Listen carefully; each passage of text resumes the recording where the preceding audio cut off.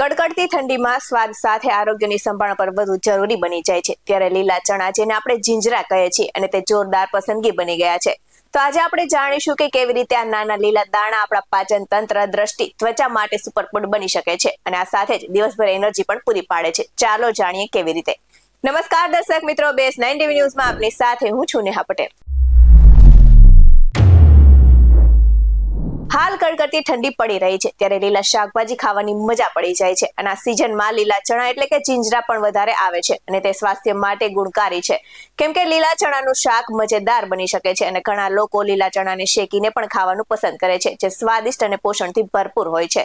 તો લીલા જીંજરા ખાવાથી પાચન તંત્ર સુધરે છે, રોગપ્રતિકારક શક્તિ વધે છે અને આંખોની રોશની તો બેસ્ટ થઈ જાય છે, જેને લઈને તેમાં ભરપૂર માત્રામાં ફાઈબર, વિટામિન્સ અને સાથે જ આયર્ન, કેલ્શિયમ, મેગ્નેશિયમ, પોટેશિયમ જેવા તત્વો પણ જોવા મળે છે અને સાથે જ વજન ઘટાડવામાં, ત્વચાના માટે અને સાથે જ વાળના સ્વાસ્થ્ય માટે પણ તે ગુણકારી ગણવામાં આવે છે.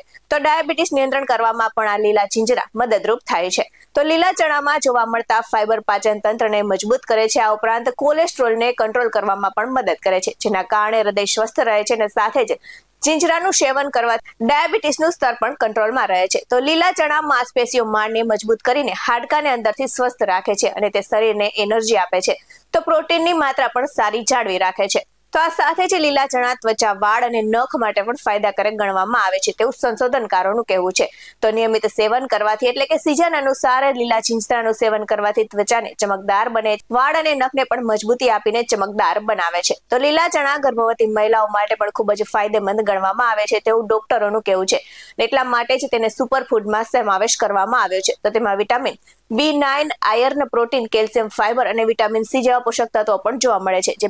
તો ગર્ભાવસ્થા દરમિયાન સ્ત્રીઓ લીલા ચણાને શેકીને અથવા તો કાચા ખાય છે તો તેના બાળકનો વિકાસ કરવામાં પણ મદદરૂપ થાય છે, જેથી ગર્ભપાત જેવી સમસ્યાથી બચી શકાય છે. તો લીલા ચણાને શેકીને ખાઈ શકાય છે. આ ઉપરાંત તેને બાફીને ખાઈ શકાય છે, પુલાવ બનાવીને, તો અન્ય શાકભાજી સાથે મિક્સ કરીને પણ ખાઈ શકાય છે. અને એટલું જ નહીં, ફળો સાથે સલાડમાં નાખીને અથવા તો ચાટ બનાવીને પણ ખાઈ શકાય છે.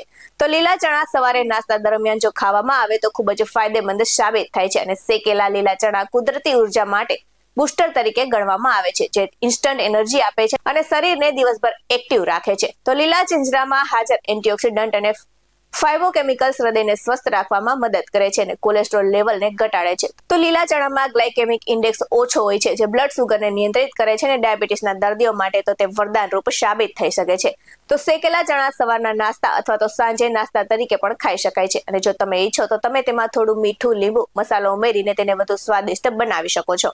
આવા જ વધુ અહેવાલ સાથે ફરી મળતા રહીશું. તમે અમારી YouTube ચેનલને સબસ્ક્રાઇબ કરવાનું અને અમને Facebook અને Instagram પર ફોલો કરવાનું ભૂલશો નહીં. બાકી અવનવી અપડેટ્સ મેળવવા માટે આપ જોતા રહો BS9 TV ન્યૂઝ. અહીં આપવામાં આવેલી જાણકારી વિવિધ નિષ્ણાતોના જણા પર આધારિત છે. BS9 TV ન્યૂઝ આવી કોઈ પુષ્ટિ નથી કરતું. નમસ્કાર.